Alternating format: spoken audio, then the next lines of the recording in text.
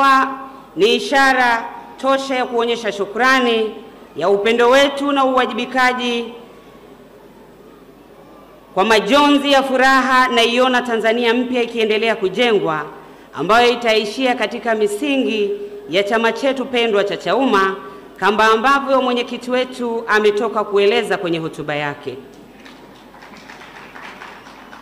Mheshimiwa Mwenyekiti, wakati nilipokutana na misukosuko na dhoruba kali huko nilikotoka, nilimuomba Mwenyezi Mungu anijalie hekima ili niweze kufanya maamuzi sahihi na ni wapi naweza kupata utulivu wa nafsi. Hakika naweza kusema utulivu huo nimeupata ndani ya Chauma. Mheshimiwa Mwenyekiti, Chauma ina malengo na madhumuni yake tangu ilipoasisiwa, na chama hiki kimeendelea kuishi katika malengo hayo. Malengo hayo ni kwa mujibu wa katiba yake ambayo ni kama ifuatavyo: 1. Kuwalinda raia na kujenga taifa lenye umoja kwa maslahi ya watu wote, kuhakikisha haki na usawa kwa raia wote na kuhakikisha kuwa kila mtu ana haki mbele ya sheria. 3. Ni kujenga taifa la ustawi kulingana na utajiri ambao Mwenyezi Mungu ametujalia katika taifa hili. 4. Ni kujenga jamii ambayo itaendeshwa kwa misingi ya demokrasia, utawala bora, uwazi na uwajibikaji unaoheshimu haki za binadamu na wenye usawa kwa wananchi wote. 5. Ni kuhakikisha ukombozi wa binadamu unafikiwa kama ilivyokusudiwa na Mwenyezi Mungu. Mheshimiwa Mwenyekiti, hakika malengo haya yamekuwa sababu ya kivutio kikubwa kwangu mimi mwenyewe kujiunga na chama hiki, na ninaamini hata ninyi mlioko hapa mmevutiwa na malengo ya chama hiki, na ndio maana mko hapa maelfu mkiwakilisha mamilioni ya watu ambao wako nyuma yetu. Karibuni sana, tupambane kuhakikisha malengo haya yanatimia, na hakika kwa uwezo wa Mwenyezi Mungu tutafanikiwa. Mheshimiwa Mwenyekiti, aidha madhumuni ya chama hiki ni pamoja na yafuatayo: 1. Ni kupokea hatamu ya uongozi wa dola kutoka kwa wananchi kwa njia ya uchaguzi huru na haki. 2. Kujenga demokrasia ya ukweli ya kijamii yenye kufuata misingi ya utawala bora na kuheshimu haki za binadamu.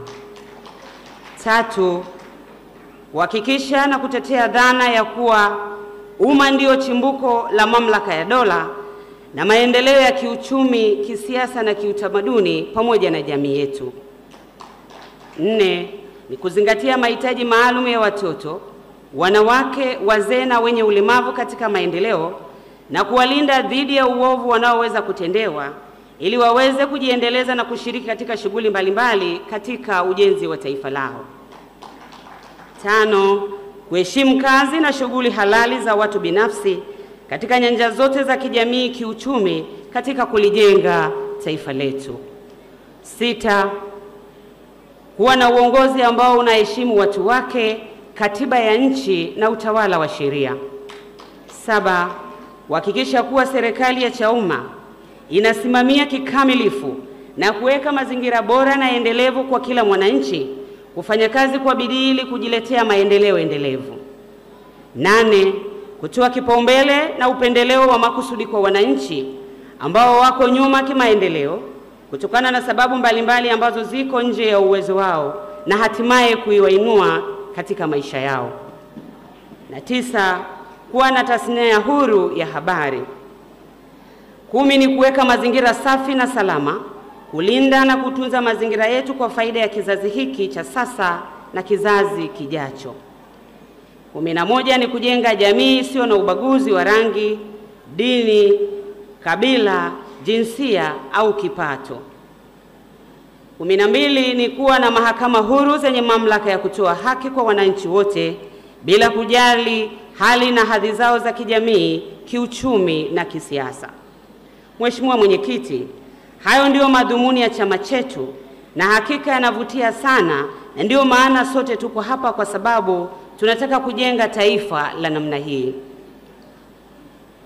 Mheshimiwa Mwenyekiti, walioko madarakani wameshindwa kujenga taifa la namna hii, na ndio maana tumejumuika hapa kuhakikisha kuwa kwa umoja wetu tunajenga taifa la aina hii, na hii ndio maana ya chama cha siasa, na hii ndio tofauti ya chama cha siasa na kikundi cha wanaharakati.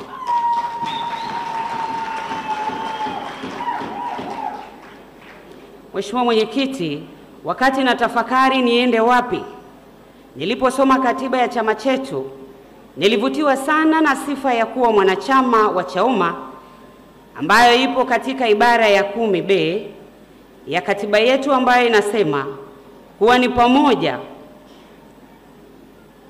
ili uwe mwanachama lazima awe anayeamini uwepo wa Mungu, na hiki ni chama ambacho kila Mtanzania anayeamini uwepo wa Mungu anapaswa kujiunga na chama hiki, na sijui kuna chama kingine, na sijui kama kuna chama kingine kimeweka sifa hii kwenye katiba yake, na kuwa kama mtu haamini uwepo wa Mungu basi anakosa sifa ya kujiunga na chama hiki. Mheshimiwa Mwenyekiti, naamini sote tuliopo hapa tumevutiwa na sifa hii, na ndio maana tupo hapa. Twendeni tukawatafute wale wote ambao wana sifa hii ili waweze kujiunga na chama hiki kwa maslahi mapana ya taifa letu na ulimwengu kwa ujumla. Mheshimiwa Mwenyekiti, na wakaribisha Watanzania wote wajiunge pamoja katika chama hiki ili kwa pamoja tuweze kujenga taifa hili kwa ustawi wa taifa letu. Kipekee kabisa naomba niwakaribishe wanawake wote kujiunga na jeshi hili la ukombozi ambalo limeweka wazi kuwa litakuwa tayari kulinda na kuheshimu haki za wanawake na watoto wetu. Twendeni tushiriki uchaguzi huru, tukapiganie mabadiliko ambayo tunaamini tutayapata tukiwa ndani ya uwanja huu, na kama hatuwezi kushinda vita tukiwa nje ya ulingo, na hatuwezi kuchukua kombe kama tumeondoa timu uwanjani. Twendeni katika uwanja kwa ajili ya mapambano.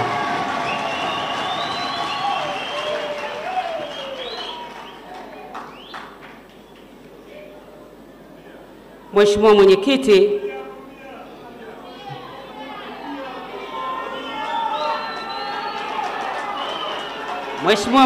Mheshimiwa Mwenyekiti, kipekee kabisa na wakaribisha wanawake wote wajiunge na jeshi hili la ukombozi ambalo limeweka wazi kuwa litakuwa tayari kulinda na kuheshimu haki za wanawake na watoto wetu.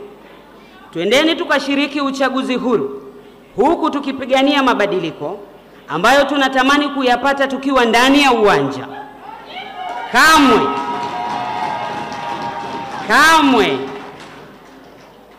huwezi kushinda vita ukiwa nje ya uwanja.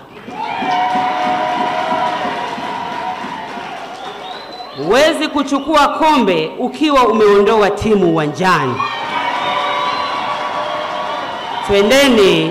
Twendeni katika uwanja wa mapambano.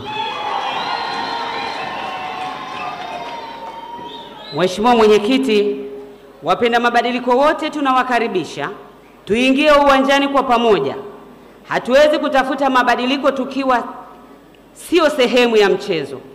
Hatutafanikiwa, na tunaamini kuzuia au kususia uchaguzi ndio njia sahihi ya kutafuta mabadiliko au reforms kwenye taifa hili. Kwani katika historia hakuna nchi yoyote ambayo imewahi kufanikiwa kuzuia uchaguzi. Kitu pekee tunachoweza kuzuia uchaguzi, kitu pekee ambacho kinaweza kikazuia uchaguzi pengine ufanyike au kuwepo na vita, na kinyume na hapo huwezi kuzuia uchaguzi kwa namna yoyote.